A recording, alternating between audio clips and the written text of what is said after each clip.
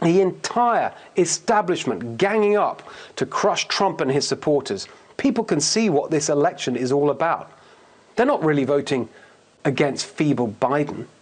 They're voting against the establishment, the media, big tech. They're voting against Zuckerberg and Dorsey. They're voting against Todd and Tapper and Brennan and Clapper.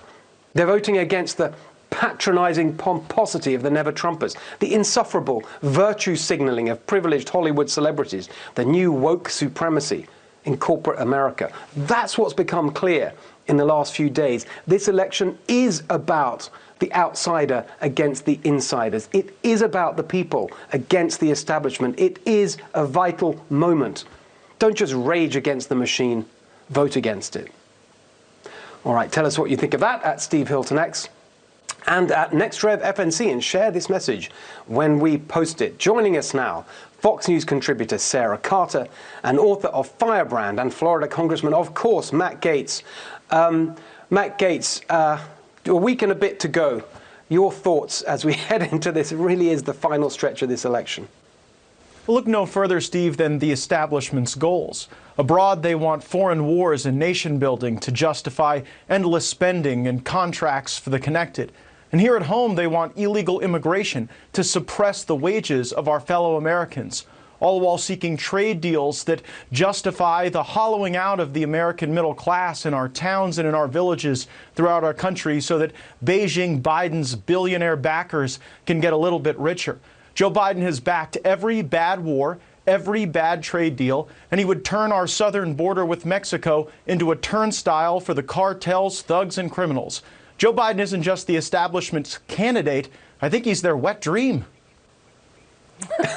I think very nicely put, Sarah. I think that the American people know what it's like when jobs are being created, when wages and opportunity continue to rise in our country. There's one set of jobs that Joe Biden wants to lock down and make illegal, and then there's another set of jobs that he wants to offshore to China, and he would be offshoring more than jobs. He would be offshoring the capital that creates investment in our country by repealing the Trump tax cuts that really juiced our economy and launched businesses and gave people the chance at real careers. I would suggest that the establishment in both parties has told us that there's this chimerica dream that if we just bring China closer to us, that they'll act more like us. The opposite has been true. It has made our country more vulnerable to bring China closer. They've stolen our intellectual property and replaced the United States in key global marketplaces. Donald Trump is the first president in my lifetime to understand China, to confront them strategically, and to put the American people and the American worker first as a consequence.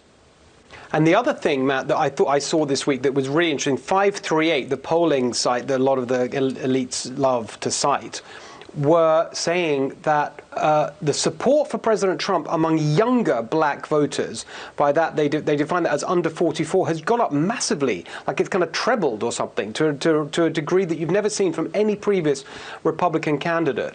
That's another sign that actually they don't buy all this stuff from the Democrats. And the other thing I just want to add to your point earlier is one of the reasons that was given was that these younger black voters, they like President Trump's strength and his anti-establishment attitude.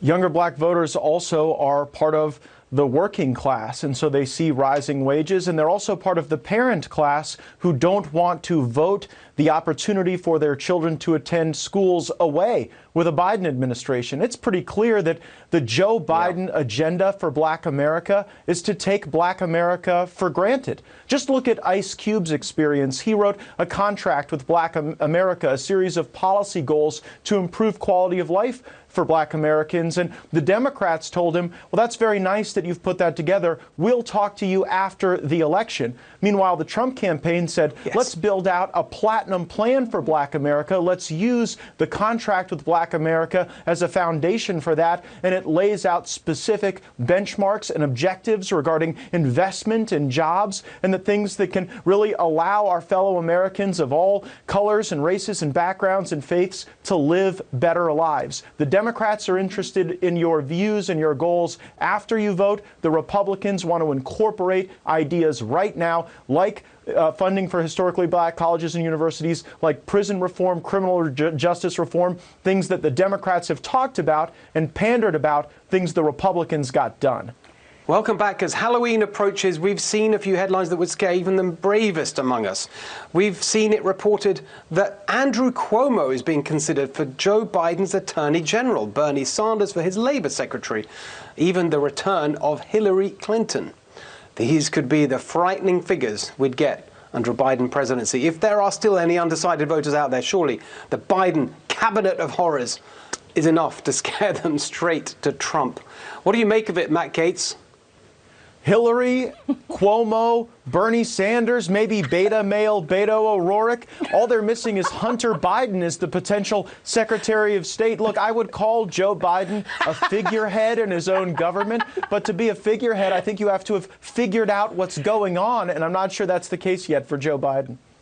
I mean, it's just unbelievable. By the way, we're not just making this up. These are all real things. I think the Hillary one, that was a couple of weeks ago, Sarah. That was about she was going to be the first female Secretary of Defense. That would just be so insane. I mean, I thought at first when I read that, I thought it was The Onion or the Babylon Bee. I didn't even believe it. But I got to say, with having Andrew Cuomo as the Attorney General, it would just fall right in line with, you know, the Obama administration and then a future Joe Biden administration. Andrew Cuomo wouldn't even have to investigate himself, right? Just put everybody in line where they could be in control of their own futures. This is how they operate, and this is the malfeasance of, and the sad case, this is what happened during the Obama administration. And actually, it's really, I mean, we laugh about it, of course, it's kind of funny in Halloween, but Matt, it's actually really important. And from a policy point of view, if you watched AOC today, she was on CNN, she was saying that it's all about the lobbying, that's the word she used, the lobbying after the election to push Biden in the direction that she wants. And she specifically said that she will be pushing, and her movement, to get the right people, as she described it, to head up the agencies, to be in the cabinet. And she was asked about Bernie to Labor, and she said, well, you know, I'm not going to comment on that, but she obviously wants much more than that. She wants the whole cabinet.